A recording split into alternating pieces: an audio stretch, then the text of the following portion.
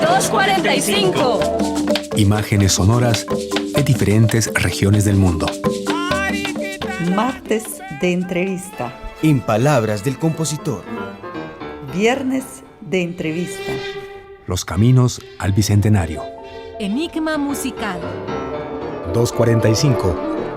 Un espacio donde las efemérides se convierten en sonidos musicales. Acompáñenos todos los martes y viernes a las 2:45. Estimados radioescuchas, les saludo Ekaterina Chatsky. Hoy es 3 de julio, viernes, y un día como hoy, en el año 1854, nació el compositor checo Leoš Janáček. También en el año 1930 nació el director de orquesta y músico alemán Carlos Kleiber. Y también vamos a conocer un nuevo compositor japonés que nació en el año 1976, Hiroki Tsurumoto. Y bien, hoy es viernes de entrevista. Ahí está conectándose Esteban Arroyo, ahí haciendo los ruidos, ¿verdad? Entonces no se preocupen, estamos sintonizándonos. Y como yo les dije, hoy nos acompaña Esteban Arroyo, pianista y de hecho mi alumno de la Universidad Nacional, de quien estoy muy orgullosa. Así que Esteban, bienvenido al programa. Hola, muchísimas gracias, profesora. Es un gusto estar aquí y acompañarlos por segunda vez en este programa de radio. Sí, así que bienvenido, Esteban. Muchas gracias a usted.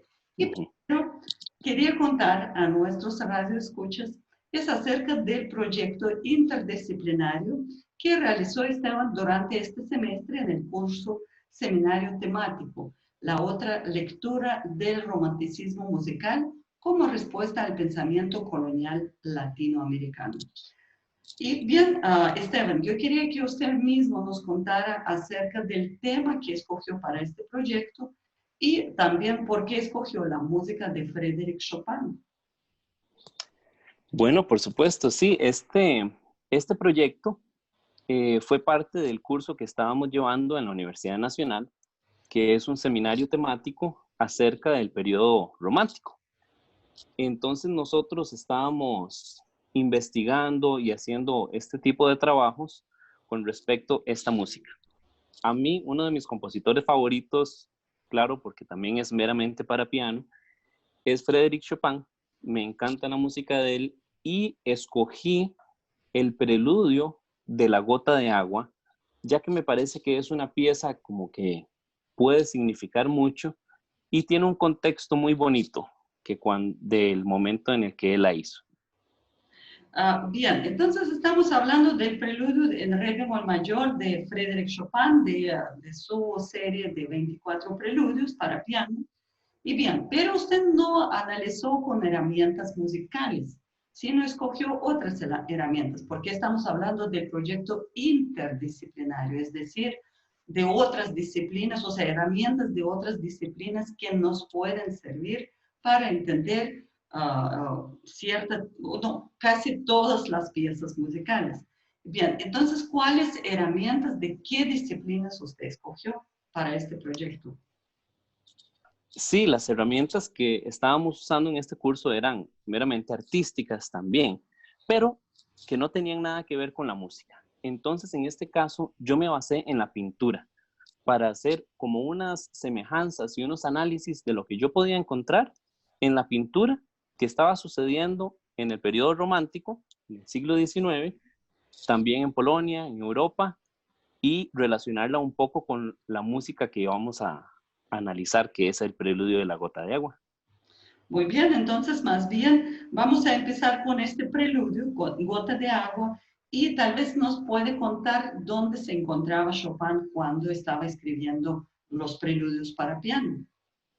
Chopin escribió este preludio en 1838 y en ese momento él estaba en España, en Mallorca, en el monasterio Valdemosa. Bien, Esteban, pero él estaba, o sea, ¿con quién estaba acompañando? Yo creo que con Delacroix, ¿verdad? Usted nos contó, o y con George Sand.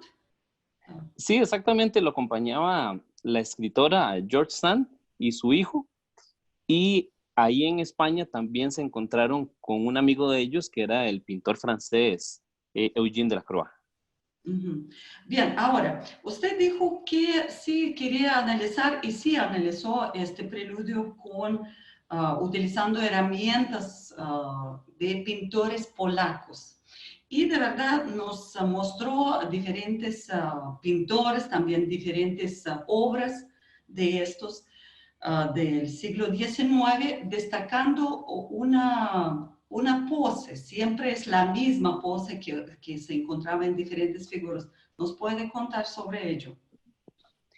Sí, claro, bueno, lo primero que hice cuando empecé a analizar y empecé a buscar eh, la pintura del siglo XIX, lo primero que puse fue pintores polacos del siglo XIX en internet, y las primeras imágenes que me salieron eran de muchas personas siempre con la mirada hacia abajo, y eso me llamó la atención porque podían ser diferentes pintores, pero aún así todos tenían esa característica, que alguna de las personas que estuvieran pintadas siempre tenían la mirada hacia abajo, y me llamó muchísimo la atención. Y bueno, me puse a analizar un poquito lo que es el lenguaje corporal con la mirada, y sí, bueno, encontré que la mirada cuando tiene ese punto hacia abajo, es como una muestra de timidez y buscando un poco de consuelo. Entonces, esa búsqueda de consuelo sí lo asocié al periodo romántico, que es muchísima la expresividad que se busca y la pasión que hay en la música, también como lo hay en la pintura, que las personas que salen pintadas en estos cuadros también tienen un poco de expresividad en su mirada, y en este caso buscando consuelo a sus sentimientos. Bueno, tal vez de una vez podemos mostrar a nuestros radioescuchas que nos van a ver estas pinturas y ya podemos compartir la pantalla. Claro que sí. Acá estas son unas cuantas pinturas que yo encontré. Son 5 cuadros de diferentes pintores, pero sí todos del siglo XIX. Y por supuesto, lo primero que yo noté fue esta característica, que todos los personajes tenían una mirada siempre como cabizbaja hacia abajo. Entonces, eso podía ser como una búsqueda de consuelo, más o menos. Esteban, también nos contaba acerca de un pintor bastante conocido en Polonia del siglo XIX, Kazimierz Alcimowicz. ¿Cuál de estas pinturas es de él? Ajá, aquí tengo otra pintura que es de él meramente, que sería esta de acá, que el título es Día de Verano, que incluso acá podemos encontrar también a las únicas 2 personas que están en la pintura, igual las 2 siempre viendo hacia abajo, ¿verdad? Como demostrando un poco de expresión. Sí, ahora, Esteban, yo recuerdo muy bien que en la clase usted precisamente pudo unir uno de los temas del preludio con esta mirada hacia abajo. ¿Nos puede contar cómo fue este proceso de unir diferentes cosas a la vez con la música de Frédéric Chopin? Exactamente, sí. Bueno, esta mirada que ellos tienen hacia abajo, que puede ser como una expresión en su rostro, una búsqueda de consuelo, yo lo pude asociar con el primer tema que hace este preludio, que es Fa, Re bemol, La bemol. No lo voy a cantar entonado, pero la idea es que haga Fa, Re, La. Ese es el primer temita, las primeras 3 notas que se escuchan en el preludio, y ese significado que yo asocié con las pinturas viendo hacia abajo fue las mismas 3 notas que tienen una pequeña línea descendente. Entonces, eso fue lo primero que yo pude asociar de la música con la pintura. Bien, ahora sí, también usted, aparte de un gesto gesto del cuerpo, ¿verdad? O sea, viendo por abajo. También usted asoció con dos colores, o más bien más, con colores de pintura. Cuéntenos acerca de este proceso. Me encontré otra de las pinturas, que esta se llama Paisaje con cigüeña.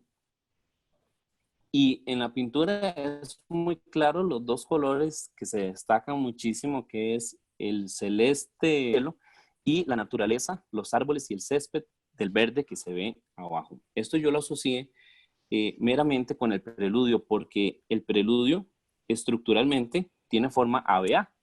Quiere decir que entonces tenemos el primer tema, tiene un segundo tema y después el primer tema se repite al final. El primer tema, que es el que acabo de decirles, que empieza en re bemol mayor, lo puedo asociar tal vez con la parte del cielo. Y el segundo tema, que es cuando pasa a la tonalidad menor, lo puedo asociar con el segundo color que vemos en este paisaje, que es el verde, que es un color tal vez un poquito más oscuro y la tonalidad es menor. Y después la reexposición que tiene este preludio y que es el color que ya habíamos dicho antes, que es el celeste del cielo. Y claro que sí, ahorita después de esta entrevista vamos a escuchar el preludio en re bemol mayor, o sea, para no dejar a nuestros radios como pendidos del cielo, ¿verdad? Pero bien, pero también me gustaría que nos contara precisamente acerca de la compañía de Chopin en este momento, cuando él escribía preludios, precisamente sobre Eugène Delacroix y George Sand. Usted estaba contándonos en la clase sobre otra pintura que pertenece a Eugène Delacroix y la reconstrucción de esta. A ver, cuéntenos. Sí, bueno, ahí lo que yo encontré cuando investigué acerca de este tiempo en que Chopin estaba ahí, es que la escritora George Sand hubo un momento donde ella salió del monasterio con este mal clima que estaban pasando. Ella fue en busca de suplementos, de comida, etc. Y cuando ella regresó, se topó a Chopin sentado en el piano y él ya estaba tocando unos extractos de este preludio, en el cual ella inmediatamente asoció el preludio con la nota repetida que hace Chopin con las gotas que estaban cayendo.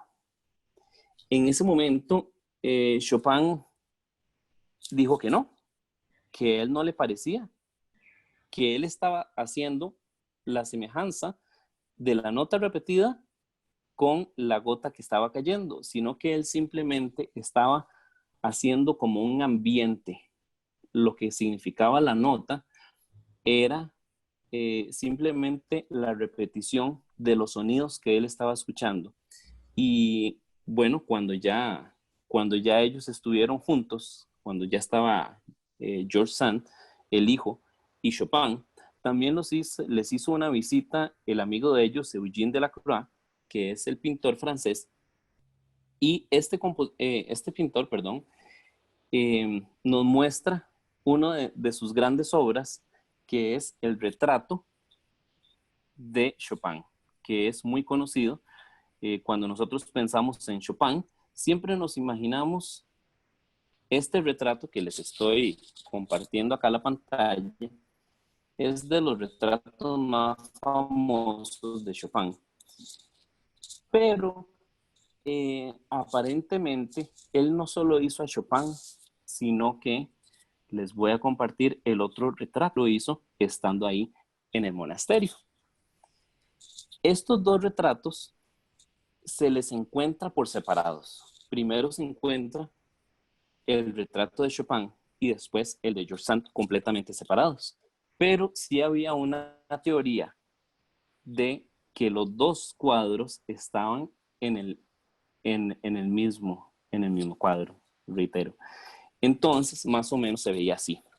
donde se ve que estaba Chopin tocando, interpretando en el piano, y George Sand estaba a un lado, sentada, viendo hacia abajo, ¿verdad? Con la misma mirada, al momento, viendo hacia las manos y el teclado del piano. Sí, en esta pintura se usa mucho lo que son los colores de la luz y las sombras.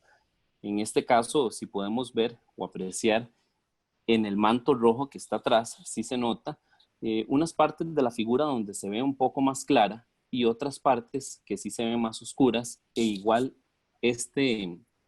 mera comparación yo la hago con los colores que ya les había explicado un poquito acerca de los temas que están en el preludio, que estamos en tonalidad mayor y luego en tonalidad menor.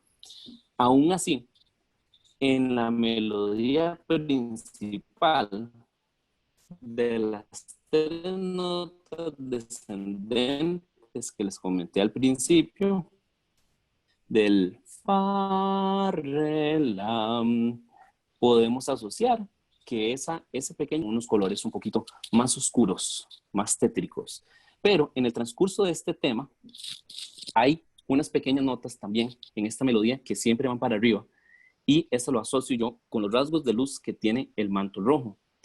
Luego, cuando yo me fijo en el cabello de Chopin, no lo veo como completamente definido, como por ejemplo puedo identificar el piano o incluso el hombro de Chopin o incluso la espalda. No se ve como un trazo totalmente definido, y eso yo lo quise asociar un poco con el tema principal, que en este tema hay varios adornos, y cuando Chopin vuelve a repetir este adorno, lo hace diferente. Entonces no hay como una clara definición de lo que quería Chopin. Incluso sí he podido investigar que Chopin tenía 3 casas editoras donde él mandaba la música a estas 3 casas, y él tenía que volver a escribir la música cuando la mandaba a una, y después la tenía que volver a escribir y enviarla a la otra y demás. Y a veces en esas transcripciones que él volvía a hacer, le agregaba o le quitaba una pequeña parte de los adornos, o hacía los adornos ligeramente diferentes. Eso lo podríamos ver en diferentes ediciones de la música de Chopin. A veces hay algunos pequeños cambios en la música de él, y esto entonces yo lo asocio con que en esta figura de Chopin a veces no se ve completamente definida. Si vemos como el traje que él está usando, se ven como los trazos del pincel, pero no se nota exactamente en dónde está el cierre de su chaqueta, o dónde están los botones, o dónde está dónde termina su vestimenta. Eso es como unos pequeños rasgos que sí me puse a analizar, y les quise hacer como una pequeña comparación con la obra, que era meramente lo que teníamos que hacer en este trabajo: comparar 2 tipos de artes, 2 herramientas interdisciplinarias, o buscar como una explicación de la música que no tuviera meramente este montón de términos técnicos musicales, que si uno no es músico, en realidad uno no entendería. Pero si uno puede asociar con algo más simple, con palabras un poco más sencillas, entonces uno podría asociar la música con otras ramas. En este caso yo lo hice con la pintura. Me pareció muy interesante lo que yo pude encontrar en estas pinturas y que yo pude asociar con este famoso preludio. Bueno, Esteban, de verdad, para nosotros todos en la clase estuvo bastante interesante su charla, su conferencia que nos presentó. Y bueno, claro que sí, por eso hemos querido, ¿verdad?, traspasar las paredes de la clase y precisamente ya ofrecer al público mucho mayor. Y de verdad vamos a escuchar ahorita. Yo agradezco muchísimo su participación en el programa 245, y enseguida vamos a escuchar el preludio, el famoso preludio, como usted dice, Gota de agua, de Frédéric Chopin. Muchas gracias, Esteban. Bueno, muchísimas gracias, profesora, por brindarme este espacio y espero que les haya sido de su agrado. 2:45. Imágenes sonoras de diferentes regiones del mundo. Martes de entrevista. En palabras del compositor. Viernes de entrevista. Los caminos al Bicentenario. Enigma musical. 2:45. Un espacio donde las efemérides se convierten en sonidos musicales. Acompáñenos todos los martes y viernes a las 2:45.